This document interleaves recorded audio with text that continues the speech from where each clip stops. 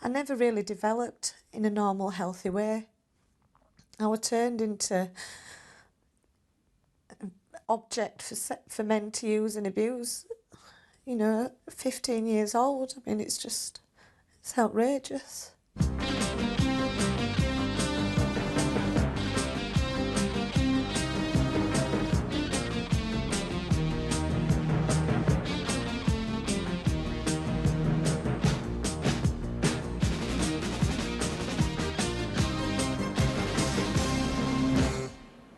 London is the centre of the sex trade in Britain, and that trade feeds on runaways. 11,000 in the last year in the capital alone. They're at risk from drugs, from pimps and from paedophiles. Tonight we'll meet some of the kids at risk on the streets and some of the adults who survived. And we'll ask, what can be done to save our children? This is the main area. We get a lot of them around Soho. A lot of the time we bring them in and take them home or take them back to wherever they've run away from, only to find that they're back out on the streets again the next day. It's the beginning of the night shift for the Juvenile Protection Unit of Charing Cross Vice Squad. They're in Soho looking for juvenile runaways at risk. As far as we're concerned, if we can find a runaway, a juvenile, out on the streets, then our idea of success is to get them back into a home environment, to stop them coming down the West End and get involved in the drug scene and the prostitution scene. The four officers think they may have spotted someone and get out of the car to take a closer look. Whereabouts? Green. Oh, shall we have a look anyway? Yeah.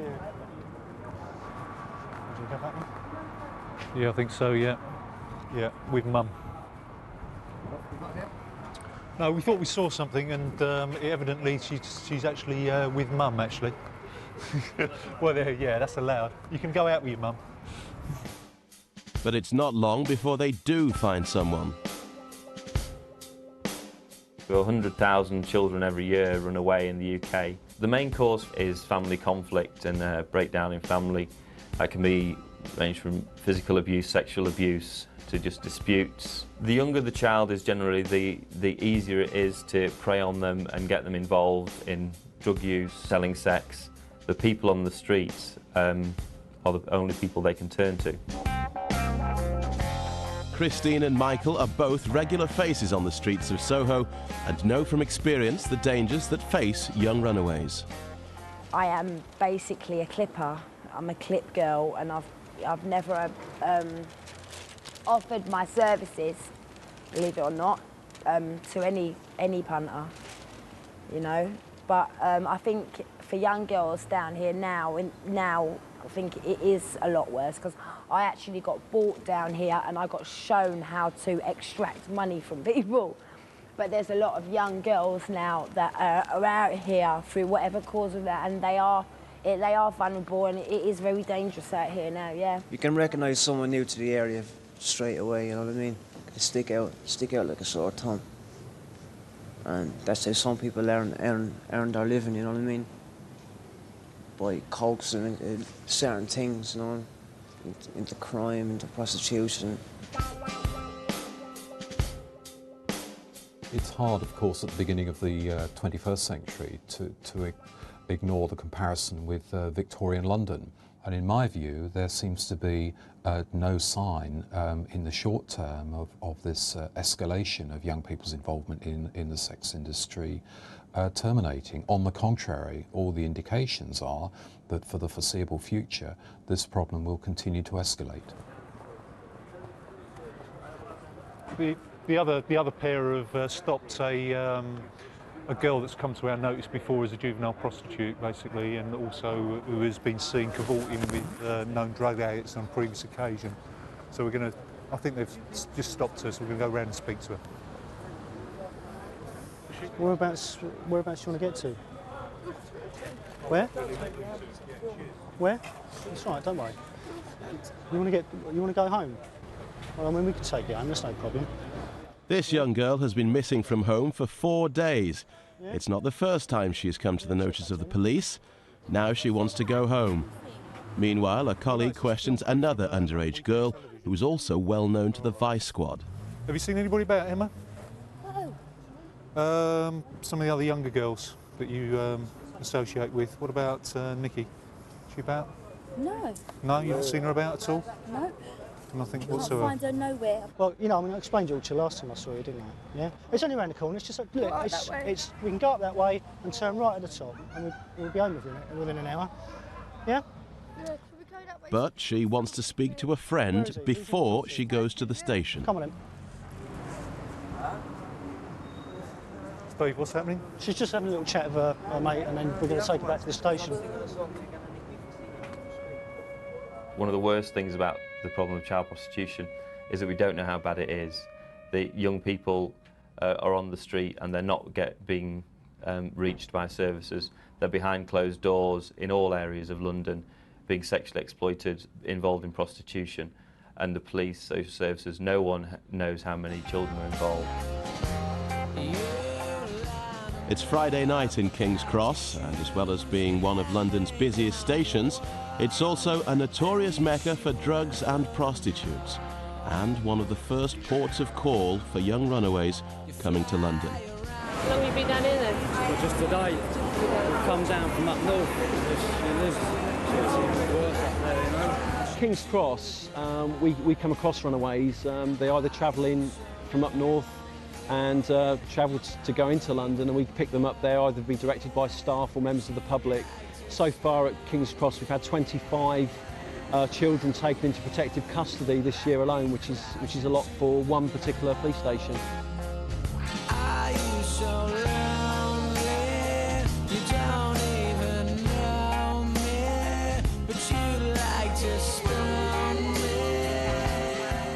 Donna and Kelly both earn their money on the streets of King's Cross. Kelly begs, while Donna sells sex. There's the nuts.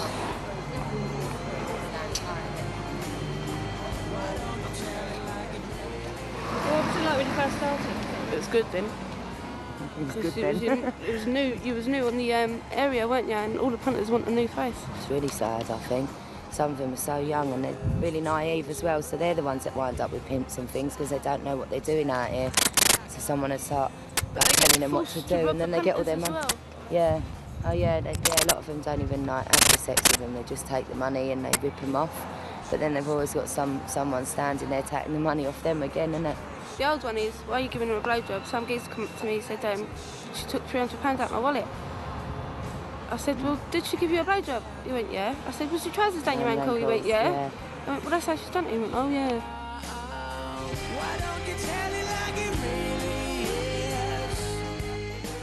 Prostitution is a very lucrative business, and it's also much more attractive business to be in because the punishments for being involved in abusing children through prostitution are much less than the punishments for being involved in dealing drugs. So whereas you may go to prison, there may be a prison sentence of 10 years for dealing hard drugs, you're very unlikely to get a prison sentence that long for abusing children or pimping children. Girls on the streets are easy prey to pimps. Martin Malone was a notorious London pimp who was recently jailed for 4 years. He ran a large vice ring of underage girls. Men like Malone are very powerful men and will not let go very easily because obviously there's a lot of money in it for him. And he was very powerful. I think he also made these young women feel very powerful, that they felt they were in control of their lives. They saw themselves as very powerful, that it was all very exciting. This was much better than going to school. And then, of course, once they were in the ring, drugs played a major part. Once you get young women into drugs, then you have much more of a hold of them as well. I think at any one time there could be something like 75 to 100 young women in King's Cross and areas like that who are under 16, who may well have men like Malone controlling them. Such men rarely receive long sentences, and even though Malone was jailed in February 2000, he is in fact up for parole in August 2001. He was in fact eventually charged with selling off immoral earnings and received a 4-year sentence. Now that did not reflect, in fact, the nature of the abuse that occurred. And also the other issue around that case is that someone who is convicted of living off the immoral earnings of a prostitute, their name does not go on the sex offenders register. I'd like to see a change in legislation. I'd like to see it recognised that it's actually child abuse and child exploitation. It's not about living off immoral earnings. Malone's methods of ensnaring girls were not unique. Winning their trust is only the first step. There generally is an older male involved as a pimp type character who may be seen just as an older boyfriend, and that may be the way he befriends the young woman initially.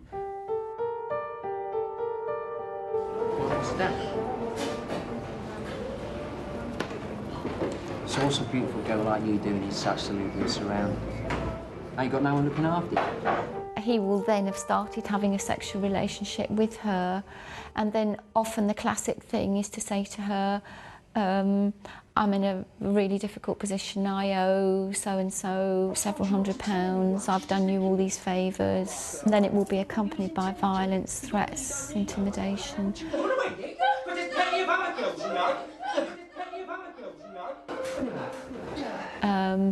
Now it's time for you to repay that, and you know, I want you to sleep with my mate who's coming around tomorrow night.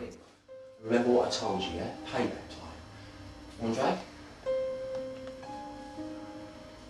You owe me then, mate. All right, I'm coming! We feel that if you can educate young people, they are then equipped with information, and if you have information you can make more informed decisions about the direction that your life goes in. For one girl, this information reached her much too late. It took several years for Fiona to escape from her pimp. I had difficulties with my parents when I was an adolescent, mainly because they wanted me to do the right thing and I wanted to rebel against that, just like hundreds of teenagers. And like hundreds of teenagers, I ran away from home. Unfortunately, the night that I left home, I met a pimp. I was hanging out in the bus station and a man approached me, and he was a lot older than me, very suave and charming, and basically I fell hook, line and sinker for him and wasn't aware that he were actually grooming me. I was very naive, very, very vulnerable, and I mean, it wasn't very long before he had sex with me after that first night, but that was my first experience of sex. What's that, Mummy? It's just different dips. It's like a cheesy dip, you know. Oh, cheesy dip. After being with this man for 2 weeks, he decided we were going to London for a weekend, which I was quite excited about. I thought we were having a romantic weekend away, and when we arrived, he pulled up outside the Hilton Hotel, and in my naive state I thought we were booking into the hotel, but at that point he produced a packet of condoms, put them in my hand and told me that it was payback time and that I had to get out on the street and earn him some money. I didn't really understand what he wanted me to do when he gave me the condoms. I didn't have a clue what I was supposed to be doing, but I learned very quickly. He told me that I charged 30 quid, that if anybody approaches me, it's 30 quid. That's what you tell them. And still I didn't know what were 30 quid. I didn't really know what I was supposed to do for that money. I'd sort of heard the word prostitute, but didn't really understand what a prostitute really did, you know. And I stood and waited on the corner, and a man approached me not long after that and sort of said, how much is it? And I said 30 quid. And we went down this back alley, and I couldn't do anything. I just broke down crying. And fortunately, he was a decent bloke, and he gave me my money and told me to go home. But I didn't go home. I went back to the corner to wait for my pimp. And when he returned, not long after, he told me to get in the car and asked me how much I'd made. And I was really excited because I'd made him 30 quid. I thought that's all I had to do, you know. And that'd be it. He'd be nice again to me. He'd be that same nice man that he'd been to, you know, 2 weeks previous. And he drove off and pulled up in this car park and beat me for several hours and told me that were a punishment for not making him enough money. And that was my introduction to prostitution, and I spent the next 11 years involved.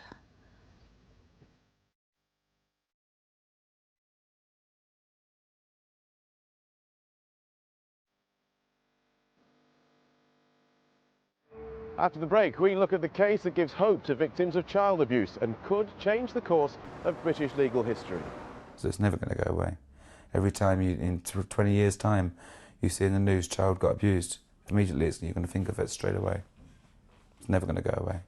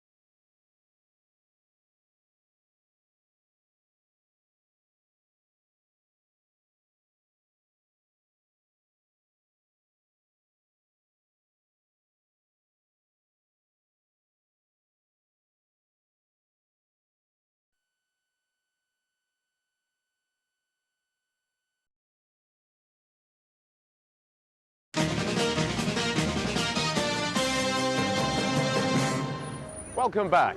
Although children who have been abused through prostitution are viewed as victims, they've rarely been able to claim criminal compensation.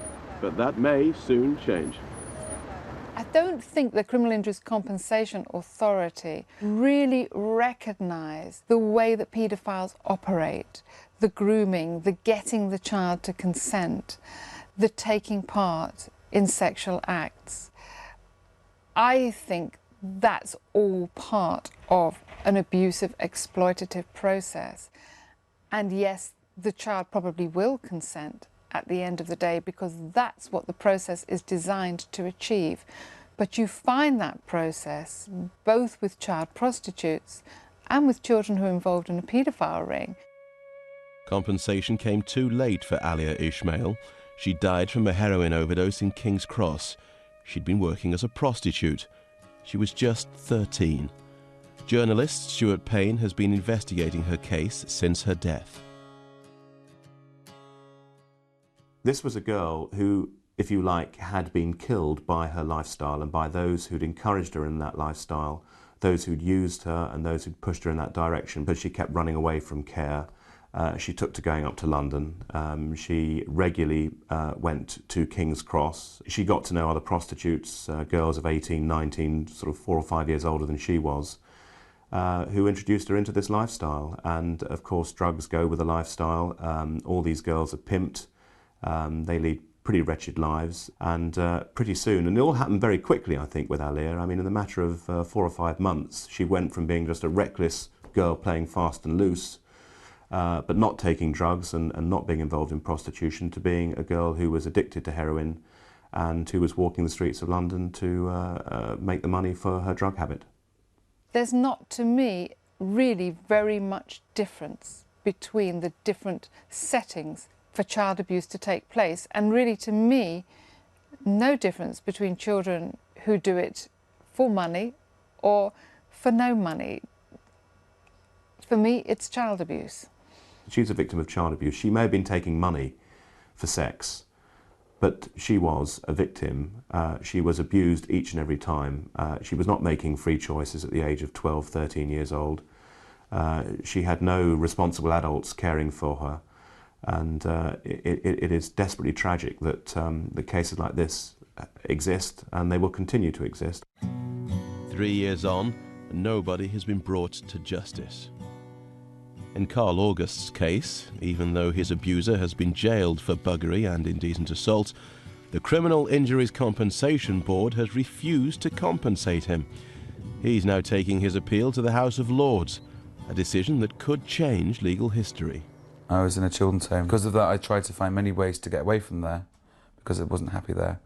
And one of the ways which I found was going to toilets to get money for sexual favours. It was a kind of way to try and get away from the environment that I was in. I wasn't happy, so anything else was not better, but it got me away from it. It got me money together, so I was able to run away, which is what I did do in the end. I was there, I met a guy called Mr. Crow. He took photos, different acts of buggery took place. I had scars, I had stitches. That's not consent. That one individual that took away my childhood just like that, it's not a nice thing to think. Think that I didn't climb trees and do things that I should have done. It will be a landmark case. If that case succeeds, then the door would be open for other children, many of whom have had appalling lives, unprotected, uncared for, unloved, to make a claim for the wrong that's been done to them. So it's never going to go away. Every time in 20 years' time, you see in the news, child got abused, immediately you're going to think of it straight away. It's never going to go away. The most damaging part of that life is, or the thing that I resent most, is the fact that I lost my childhood, really. I feel like I was robbed of something that, you know, all them teenage years when you get a lot of social skills, you meet boyfriends, and I never did any of that. And I don't think if I wasn't involved in prostitution that I would have missed out on that. I never really developed in a normal, healthy way. I was turned into an object for men to use and abuse. You know, 15 years old. I mean, it's outrageous. Charing Cross Juvenile Protection Unit returned to the station with a young runaway who wants to go home. You all right, Angelique? You done to it? Where have you slept the last few nights then? Have you been on the crack for 4 days? Or no? When was the last time you had some crack? After 4 days on the streets, she finally falls asleep in the safety of the police station. This is what we're here for. This is what this unit's here for. It doesn't look glamorous, but we're making a difference here, and we've made a difference tonight. Hopefully we have. You know, it's been a long haul, really. I mean, we've spoken, we brought her in lots of times, but hopefully now she knows in herself that the West End's not the place to be. Crack is not what she wants to take. She wants to be home with her parents or her mum and get away from this area. I think a lot of the women who leave prostitution, who survive prostitution, end up heavily addicted to drugs and alcohol. They're constantly worried that the kids are going to find out what they've done, you know. It's a really damaging way of life. And although I am very much in control of my life, and like I said, I am very happy and making choices in my life that I want, you know, things that I want to do, I learned to live with what happened to me. And I don't think I'll ever get over it. But every day I'm another step away from it, so. Wake from your sleep, the dry. Oh, you win. Your tears today. We escape. We escape.